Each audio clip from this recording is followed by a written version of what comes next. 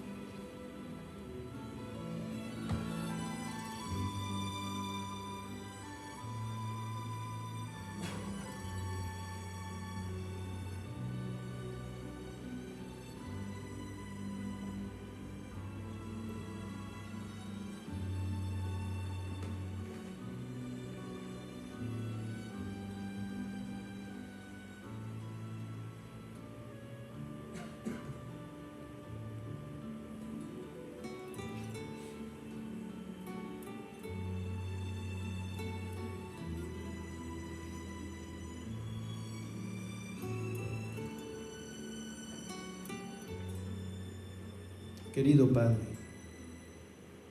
tu iglesia se ha reunido, ha sido convocada con un propósito específico, con una necesidad especial: buscar tu presencia.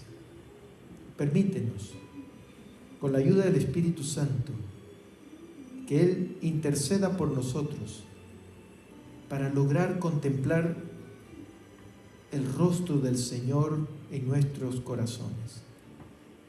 Podamos sentir el fuego de su presencia. Sopla el viento de tu Espíritu que reavive, Señor, nuestra fe, nuestra esperanza, nuestros corazones. Que esta semana nos permitas lograr esa experiencia especial en estos tiempos, Señor, en que necesitamos resplandecer en medio de la oscuridad. Aviva el fuego de tu Espíritu en nosotros, Señor. Y esta noche el mensaje de tu palabra nos pueda, Señor, inspirar. Como iglesia nos unimos a orar, oh Dios, por todas aquellas personas a través de las cuales los miembros de iglesia han tenido contactos de testificación. Permite que esta semilla que ellos han recibido a través de nuestro ejemplo, de nuestras palabras, pueda, Señor, germinar. Pedimos bendición y la unción de tu Espíritu por todas las visitas que vienen a nuestra iglesia. Tú puedas sanar sus vidas, sus corazones, librarlos del pecado y, Señor, convertirlos de sus caminos. También por tu pueblo rogamos, Señor, un despertar en el evangelismo, de tal manera que entendamos cuál es nuestra participación y cómo hacerlo. Levántanos como un ejército, Señor,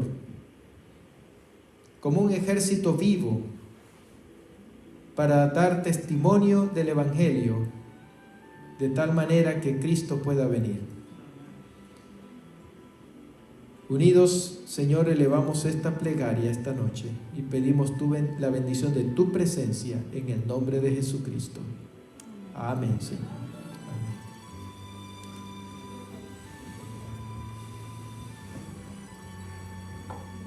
Dios les bendiga, hermanos. Dios les bendiga. Que este tiempo de oración pueda producir un efecto en nosotros de fervor, de ánimo. No es fácil la marcha, pero tenemos recursos lo suficientemente poderosos para poder salir adelante. Esta noche quiero hablarles de uno de los acontecimientos más significativos que la palabra de Dios ha registrado a través de las revelaciones proféticas. De hecho, hace apenas unas cuantas semanas, la iglesia recordó este acontecimiento profético e histórico. ¿A qué me estoy refiriendo? Hace algunas semanas. A ver si alguien lo capta. ¿A qué acontecimiento profético me estoy refiriendo que hace algunas semanas recordamos esa fecha? El 22 de octubre del año de 1844. Hace poco pasamos esa fecha, ¿verdad? Y ya han pasado tantos años que ya ni nos damos cuenta cuando esa fecha ocurre, pero es una fecha muy significativa, no solamente para la iglesia adventista, sino para el cumplimiento profético en la historia. Por cierto, es una profecía dada por Daniel, y la vamos a ver también en la película, ¿no? Acerca de la profecía de los 2300 días. El más largo periodo profético que concluía el 22 de octubre del año de 1844. En otras palabras, concluiría el periodo de la profecía, pero comenzaría un proceso significativo en la vida de todos los seres humanos que habitamos en esta tierra, que vivieron y que viven en esta tierra. Y este acontecimiento tiene que ver con el juicio, la exploración, en la cual los casos de cada ser humano es decidido para la eternidad. Y esta fecha es tan importante que no hemos de recordarla simplemente como un acontecimiento histórico, sino hemos de recordarla con reflexión como un mandamiento de Dios, porque el día de expiación era un día donde el pueblo se le mandaba a escudriñar sus corazones, porque era el día del juicio. En el santuario terrenal así se aplicaba el día de expiación. Voy a leer para ustedes Levíticos capítulo 16 y los versículos del 29 al 31, donde está esta declaración. Lo encontramos en algunos pasajes del libro de Levíticos, también se encuentra en el capítulo 23. Voy a leer para ustedes ambos textos. El capítulo 16, versículo 29, dice así: y esto tendréis por estatuto perpetuo. Por eso es un mandamiento, es un mandato de Dios. En aquel tiempo el mandato se aplicaba para el pueblo y el servicio del santuario terrenal. Hoy día este mandato se aplica espiritualmente desde el santuario celestial. Es lo que está ocurriendo en este momento en el santuario celestial a partir del 22 de octubre de 1844. Y esto tendréis por estatuto perpetuo. En el mes séptimo, a los 10 días del mes, ¿qué debía hacer el pueblo? Afligiréis vuestras almas. Y presten atención, esta declaración es muy importante y tiene que ver con la reflexión del tema de esta noche. En ese día, que era el día de expiación o el día de juicio para el pueblo en el antiguo Israel, el pueblo debía afligir sus almas. Ningún trabajo haréis en este día, ni el natural ni el extranjero que mora entre vosotros, porque ese día se hará expiación por vosotros, y seréis limpios de todos vuestros pecados delante de Jehová. Día de reposo es para vosotros, y nuevamente vuelve a repetir, y afligiréis vuestras almas, y esto es estatuto perpetuo.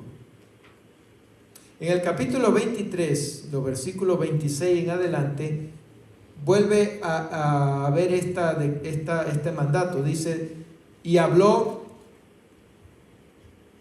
Jehová diciendo: a los 10 días de este mes séptimo será el día de expiación, y tendréis santa convocación. Estoy citando los dos textos porque ambos tienen declaraciones muy interesantes. El primero dice que ese día sería por estatuto perpetuo y habrían de afligir vuestras almas. Aquí se le llama como un día de santa convocación. Y dice: y afligiréis vuestras almas y ofreceréis ofrenda encendida a Jehová. Ningún trabajo haréis en este día, porque es día de expiación para reconciliaros delante de Jehová vuestro Dios.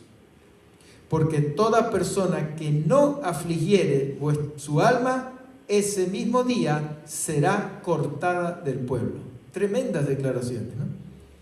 Muy bien, esto era el mandato que se le asignaba al pueblo de Israel, la conducta, la actitud que tenía que tener ese día el pueblo de Israel en el desierto, en su experiencia de peregrinaje con el santuario terrenal. Pero ahora nosotros entendemos que lo que ocurrió el 22 de octubre de 1844 fue el mismo acontecimiento, pero a nivel espiritual, en el santuario celestial.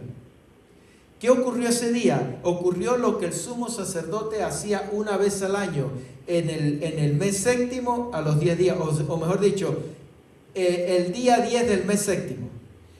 Era el único día del año donde el sumo sacerdote traspasaba el umbral del lugar santo y entraba al lugar santísimo donde estaba la presencia de Dios para interceder por los pecados acumulados del pueblo durante todo el año. Recuerden ustedes que el sumo sacerdote se hacían dos sacrificios al día, en la mañana, en la tarde, por los pecados del pueblo. El cordero simbolizaba, ¿verdad?, al sustituto sobre el cual se le transferían los pecados, la culpa del pecador. El cordero era degollado y la sangre que se era derramada por el degollamiento del cordero, el sumo sacerdote la llevaba al lugar santo, y en el velo que separaba el lugar santo del santísimo, donde estaba la presencia de Dios y el arca del pacto, el sumo sacerdote asperjaba la sangre en esa cortina, pero ahí quedaba esa sangre como un símbolo de los registros de los pecados.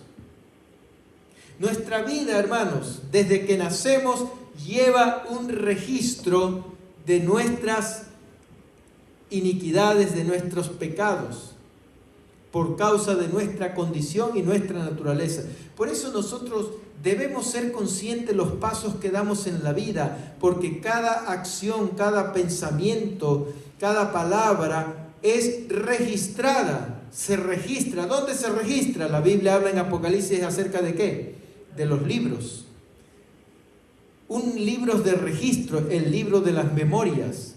Y no es que Dios está pendiente, no confundamos. Uno a veces, sobre todo yo cuando era niño, yo me imaginaba a Dios allá como un Dios justiciero, con una vara mirando a ver todo lo que yo hacía para anotarlo. No interpretemos a Dios. El hecho de que hay un libro de las memorias, ¿verdad?, es una manera simbólica de representar que nuestros pecados no quedan en vano, quedan allí, nos acusan, nos señalan, son el argumento que Satanás utilizará para condenarnos. Pero también ese libro de las memorias es una oportunidad para la cual Cristo pueda justificarnos, porque cada pecado que ha sido intercedido por la gracia de Cristo a través de nuestro arrepentimiento, a través del perdón que recibimos por la gracia de Cristo, ese pecado registrado en la memoria queda sellado con la sangre del Cordero. Y el sello que se le coloca es un sello que se declara algo así como esto: justificado, liberado, absuelto. Amados, tú no te imaginas la dimensión del juicio, de la pelea del juicio de cada ser humano. Pero tú te imaginas la intensidad de Satanás sacándote todos los trapitos al aire. Cosas que a veces hasta nosotros quizás ni nos acordamos ya. Pero él sí. Él sí lleva un registro malicioso para acusarnos. Dios lleva un registro para liberarnos. Pero Satanás utilizará todas nuestras memorias, esos registros de pecado, para acusarnos delante de Dios y reclamarnos como derecho. Él me pertenece, no merece ser salvo por esto, porque ha sido así, ha actuado así, ¿verdad? Ha hecho esto. Ahora, te pregunto una cosa. Si Satanás te acusa delante de Dios, en el tribunal del juicio, y Satanás te acusa, pregunto, ¿creen ustedes que Satanás tiene razón de lo que nos acusa? ¿Ah? ¿Tiene razón? ¿Está diciendo lo cierto de nosotros? Claro que sí, claro que sí. Todo lo que Él nos acusa es cierto porque lo hicimos. Entonces, ahí es donde está el punto. ¿Cómo Jesucristo nos puede defender y justificar? ¿Cómo? ¿Con qué argumento? Si lo que nos declara el acusador de nuestros hermanos, como dice Apocalipsis 12:12, ¿no? Satanás, el acusador de nuestros hermanos, nos acusa delante de Dios día y de noche. Constantemente está sacándonos todo esto. Mira, él no merece, él hace esto, él es así. ¿Con qué argumentos Cristo puede justificarnos o defendernos? Allí es donde está la importancia diaria de buscar la presencia de Dios con humillación del corazón, con arrepentimiento y confesión. Ahí es donde está la importancia del bautismo diario del Espíritu Santo, el bautismo del fuego.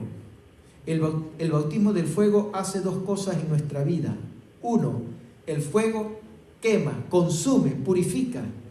¿Qué debe consumir? Las memorias de nuestras iniquidades. ¿Qué debe quemar? Nuestros pecados. ¿De qué nos debe purificar? De nuestra inmundicia, de nuestra contaminación. Pero hay otra cosa que hace el fuego: enciende la llama, enciende la antorcha. Una vez que somos limpios, purificados, se enciende nuestra vida como una luz de bendición, de testimonio. Esa experiencia es necesaria buscarla día a día. La razón, saben, hermanos, por la que muchos se han desanimado cuando las iglesias se cerraron, es porque muchos dependían de la iglesia para tener una relación espiritual con Dios. Y cuando ya no estaba la iglesia, no pudieron mantener una vida de comunión personal. Es decir, su culto en el templo que somos cada uno de nosotros espirituales no se siguió practicando porque no teníamos ese hábito espiritual. Para nosotros la vida devocional no era un estilo de vida. Nuestra vida espiritual era la rutina de la iglesia. Al no tener la iglesia, pues perdí y no tener un hábito espiritual personal, entonces muchos se apagaron y se decayeron. Es fundamental que cultivemos nosotros esa experiencia. ¿Por qué? Porque la única forma de borrar los registros de las memorias de nuestros pecados es a través de la justificación de Cristo. Y la justificación es gratuita, pero tienes que buscarla con confesión y arrepentimiento diario por medio del Espíritu Santo. Amén. Porque el Espíritu Santo es el que te convence de pecado. Cuando tú buscas la presencia de Dios con corazones humildes, ¿verdad?, contritos, cada día reconociendo tu necesidad, porque, amados, el propósito de buscar a Dios en comunión y oración no es para pedirle cosas básicamente, es para reconocer nuestra necesidad y buscar el perdón y la justificación de Dios. Entonces, esos registros que el sumo sacerdote colocaba en el velo, una vez al año, el sumo sacerdote entraba al lugar santísimo para que todas esas memorias, por medio de la intercesión del sumo sacerdote, ¿verdad?, él intercedía ante Dios, ante la presencia de Dios, para que esas memorias del pecado del pueblo fueran expiadas. Por eso se le llamaba el juicio expiatorio, para quitar, para borrar, para eliminar completamente, y de esa manera justificar al pueblo, no porque lo merecía, porque eran culpables de sus pecados, sino porque habían sido justificados por la intercesión del Cordero a través del sumo sacerdote. Lo que ocurrió en 1844 fue que Cristo, el verdadero sumo sacerdote y el Cordero de Dios que quita el pecado del mundo, en el trono celestial, en el santuario celestial, traspasó ese velo y entró a oficiar como sumo sacerdote la expiación de los seres humanos, de todos los que han vivido desde Adán hasta nosotros. Y pasó a interceder ante Dios. Pero Hebreos habla de que la sangre de Cristo es, ¿verdad?, suficiente, perfecta. ¿Con qué argumentos Cristo puede presentar una defensa para nosotros? nada más y nada menos que con los argumentos de su preciosa, santa y perfecta vida. Sin tacha, sin defecto, como tenían que ser los corderos que eran sacrificados, porque representarían a ese sumo sacerdote. Cristo se presenta ante el Padre en 1844, según la profecía de Daniel. Cristo entra al lugar santísimo como sumo sacerdote y comienza el juicio expiatorio, el juicio investigador de todos los seres humanos que hemos vivido. ¿Para qué? Para que esos registros de nuestros pecados, de nuestra vida, Cristo pueda presentarlos ante Dios, ¿verdad? Y justificarnos de las acusaciones de Satanás, que nos estará señalando y culpando de esos pecados registrados que sí cometimos, pero Cristo se interpondrá entre sus acusaciones y el juicio divino para interceder por nosotros, levantar sus manos y decir: sí, es un pecador, hizo eso, pero yo lo he justificado con mi sangre. Amén. Gloria a Dios, cosa maravillosa. Es algo maravilloso lo que ocurre en esta fecha del juicio investigador que se está viviendo en este momento. En este momento en el santuario celestial, desde esa fecha hasta este momento que estamos viviendo, estamos en ese proceso. Es algo glorioso, pero yo pregunto, ¿cuál debe ser la actitud del pueblo? Si estamos viviendo el momento del juicio expiatorio, ¿verdad? Era ese tiempo de perdón, de escudriñamiento y de declaración para la eternidad, porque ahí es donde se es declarado o justo o injusto, ¿verdad? ¿Cuál debe ser la actitud del pueblo? Según el relato bíblico, ¿cuál debía ser la actitud del pueblo ese día? Y se repite varias veces. ¿Qué tenía que hacer el pueblo? Afligiréis vuestras almas. Y lo repite nuevamente: ese día de expiación, de juicio, afligiréis vuestras almas. Lo que Dios nos está queriendo decir ahora que nosotros estamos viviendo esta etapa es que como pueblo debemos tomar conciencia que vivimos en un tiempo de solemnidad. Porque tú no sabes en qué momento tu caso se está decidiendo para la eternidad. Tú no sabes en qué momento tu nombre y tus registros se están presentando en el Tribunal Supremo de Dios, pasando por la expiación, por la investigación para ser decidido. Tú no lo sabes, yo no lo sé. No sabemos cuándo nos toca el turno de comparecer ante este juicio y que los libros sean abiertos y que nuestras memorias salgan a relucir. No sabemos. Entonces, por eso era que el pueblo tampoco sabía si iba a ser justificado o no ese día. Por eso tenía que ser un día primero era un día sábado, es decir, nadie estaba ocupado en sus trabajos. Todos tenían que prestar atención a lo que estaba ocurriendo en el santuario. Todos tenían que afligir su alma. ¿Qué significa afligir su alma? ¿Andar deprimidos por ahí como cristianos? No. ¿Qué significa afligir vuestras almas?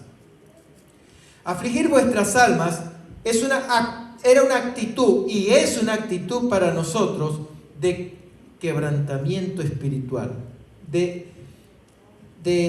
humillación espiritual, es decir, despojarnos de la autosuficiencia, del orgullo, ¿verdad? Del sentirnos nosotros como justificados por lo que hacemos o por lo que conocemos o por nuestros méritos. Es abatir el alma, sentirnos indignos, sentirnos insuficientes, someternos en espíritu genuino y sincero a Dios. Eso es afligir el alma. Es la actitud, es la motivación que debe caracterizar en este momento histórico al pueblo de Dios. Porque ahorita si el mundo está pasando, ¿verdad?, por el juicio expiatorio y no sabemos en qué momento nuestros casos han de ser tocados o mencionados, la actitud nuestra debe ser entonces de temor y reverencia, no temor de miedo, sino temor de expectativa, de dependencia de Dios, humillación espiritual. genuino espíritu de sinceridad, un escudriñamiento del corazón. Saben, hermanos, cada día ese día el pueblo tenía que estar en oración, escudriñando su corazón y elevando sus plegarias a Dios, reconociendo sus culpas. Es exactamente el tiempo. Como iglesia nosotros hemos de cada día ser conscientes, buscar el rostro de Dios en humillación del corazón, escudriñar nuestros corazones. ¿Qué cosas estamos albergando allí? Porque por increíble que parezca, en estas alturas de la historia de la humanidad y en este tiempo profético de juicio que está viviendo la iglesia de Dios, muchos todavía en sus corazones siguen albergando resentimientos. Muchos siguen ocultando y guardando pecados, acariciando pecados, sentimientos, pensamientos. Entonces, ¿qué significa afligir el alma? Que tú escudriñes el corazón y te des cuenta, lo explores. ¿Qué cosas hay ahí tóxicas que me están separando de Dios? O que le pueden estar dando a Satanás los argumentos para acusarme, ¿verdad? Porque Dios conoce hasta las profundidades de los pensamientos. Entonces, si hay resentimientos, tú necesitas explorar y descubrir y analizar por qué estos sentimientos, contra quién, por qué los estoy todavía alimentando. Y entonces necesitas expiar esos sentimientos.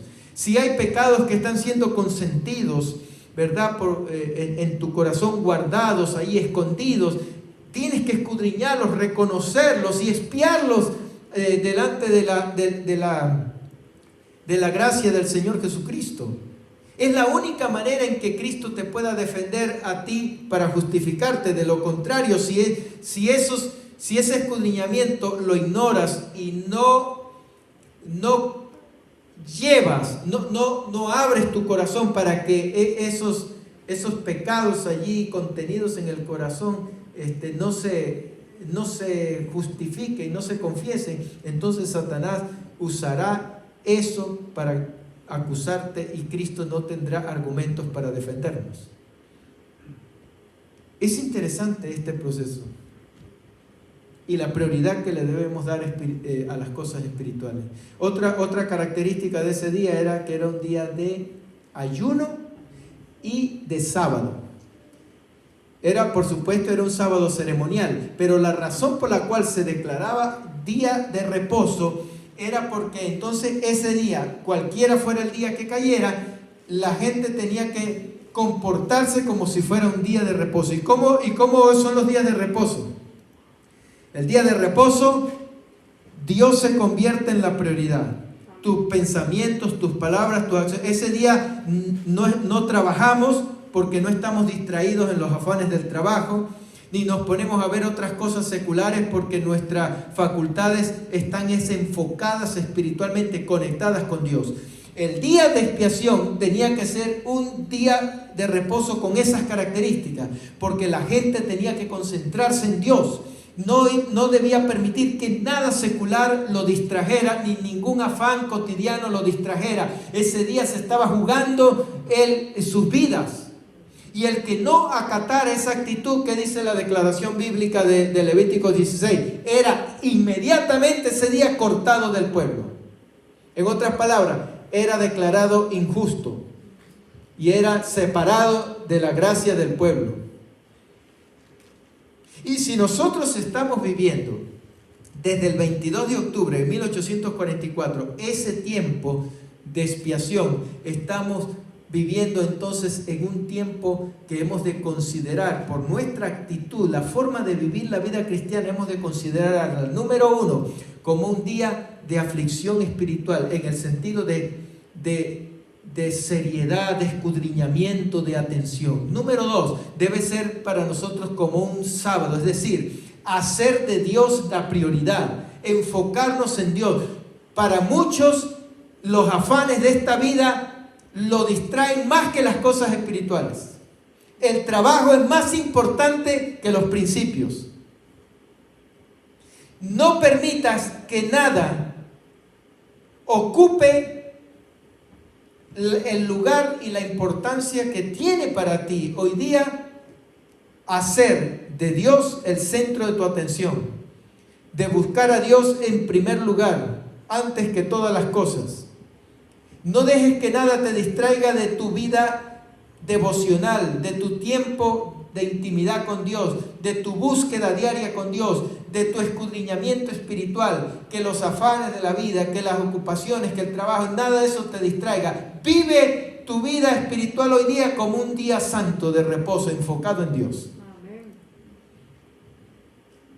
Y esa actitud, ese espíritu que nos mantiene enfocados y alerta, nos permitirá, por medio del Espíritu Santo, tener un discernimiento claro de nuestras iniquidades, de nuestras faltas, para que al discernirlas podamos llevarlas en confesión y arrepentimiento ante el trono de la gracia y hallar el oportuno socorro. Justificación para que el diablo no nos acuse cuando nuestro caso se presente en el juicio celestial del santuario en el día de expiación, en el día de expiación nuestra. Por eso, hermanos queridos,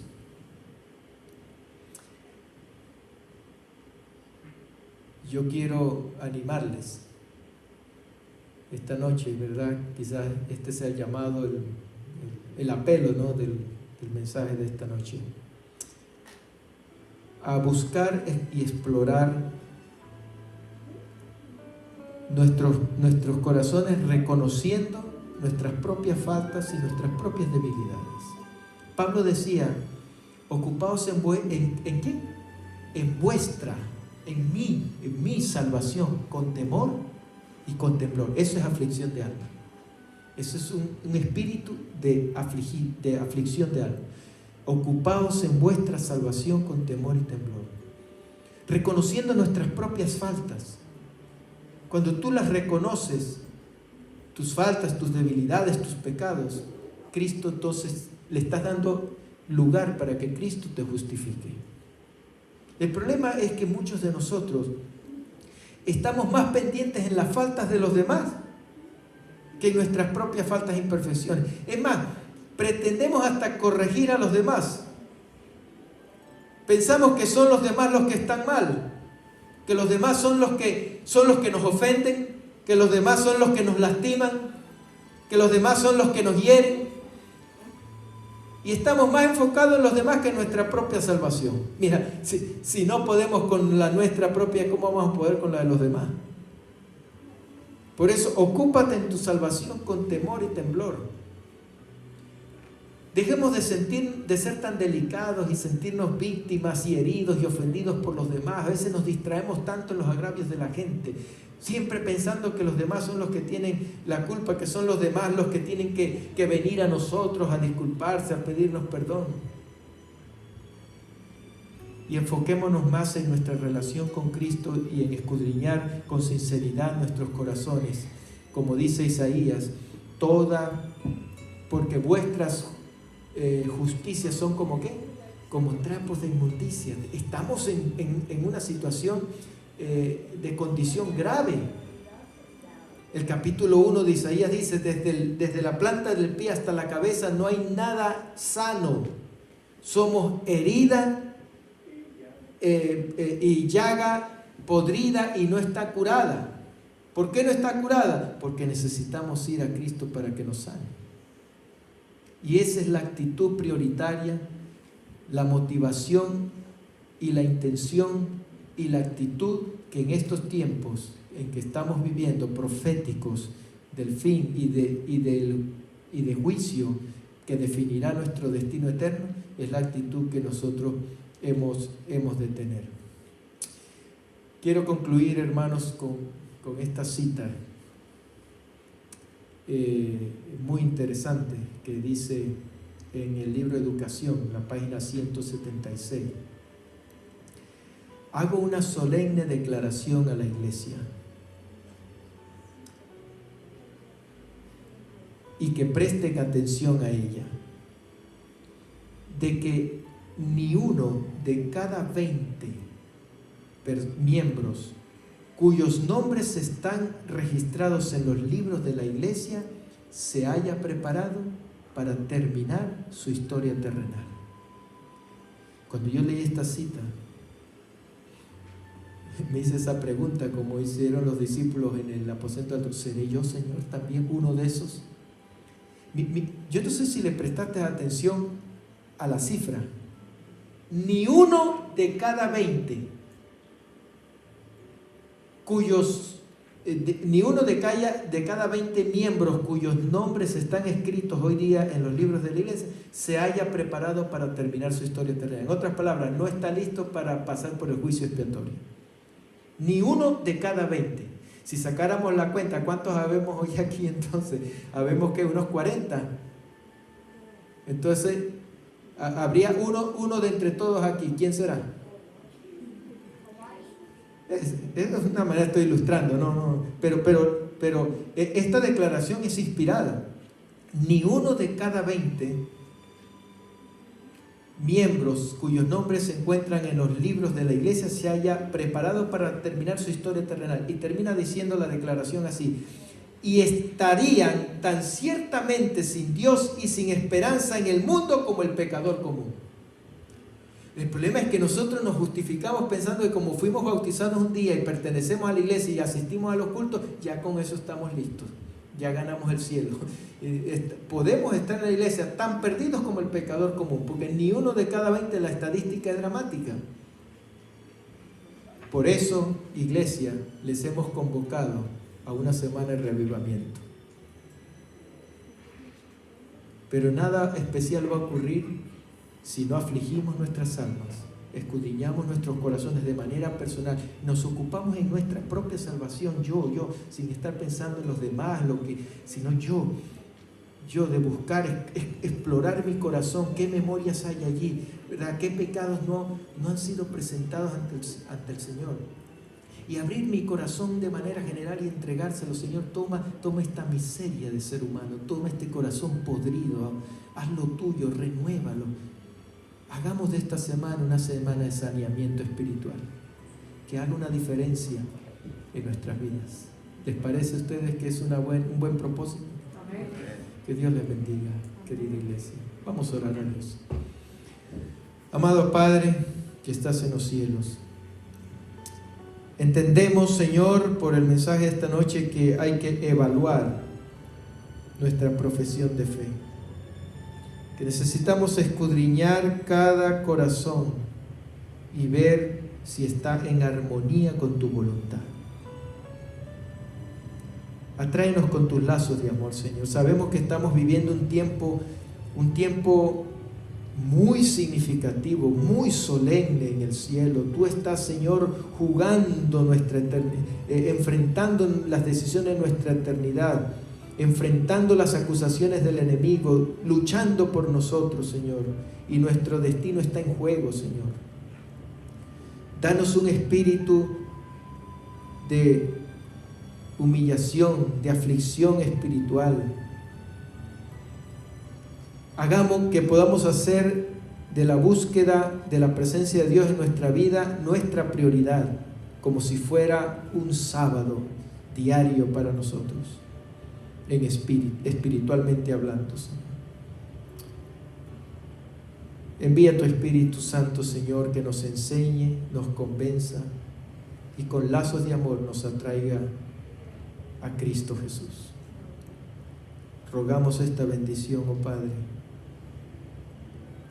en el nombre de Cristo y por sus méritos. Amén, Señor.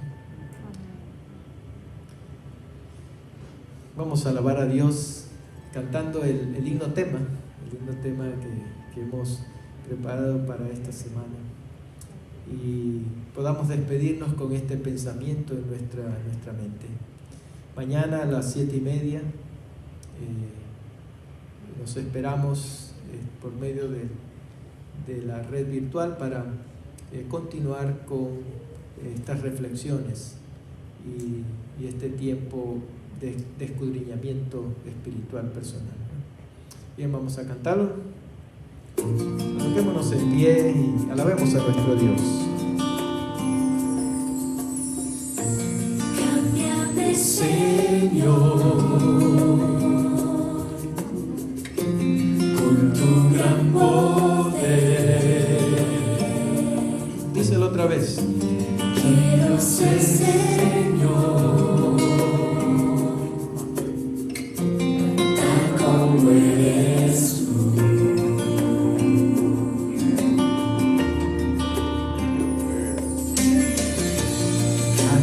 Cámbiame, Señor, con tu gran poder. Hazme Quiero ser Señor, tal como eres tú. Buen alfarero, yo el barro soy. Cambia mi vida, esta es mi oración. Por eso decimos, Cámbiame, Señor,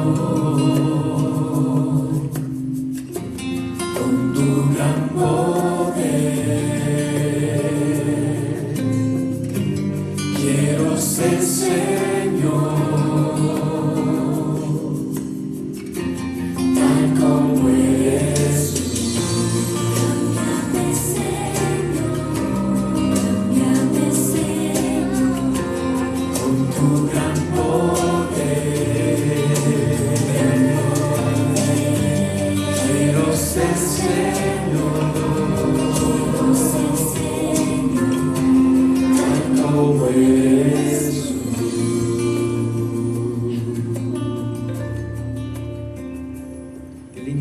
qué linda declaración de oración, Señor. Cámbiame, cámbiame. ¿Creen ustedes que Dios tiene el poder de cambiar? Claro que sí. Lo único que Dios necesita es nuestra voluntad, tu deseo. A veces pensamos, pero es que es muy difícil, ¿cómo voy a hacer? No, no se trata de lo que tú puedas hacer, es de lo que Dios puede y quiere hacer por ti. Él puede cambiarte, pero déjalo obrar en tu corazón. Diles esta noche, Señor, toma mi corazón así como está, cámbialo, renuévalo. Amado Padre, Señor, recibe nuestros corazones esta noche. Tómalos en tu mano para ser restaurados. Cámbianos, Señor, porque estamos enfermos, contaminados de tanta maldad, de nuestras iniquidades. Renuévanos en tu Espíritu Santo. Lo pedimos en Cristo Jesús. Amén, Señor. Que Dios les bendiga, les dé paz esta noche.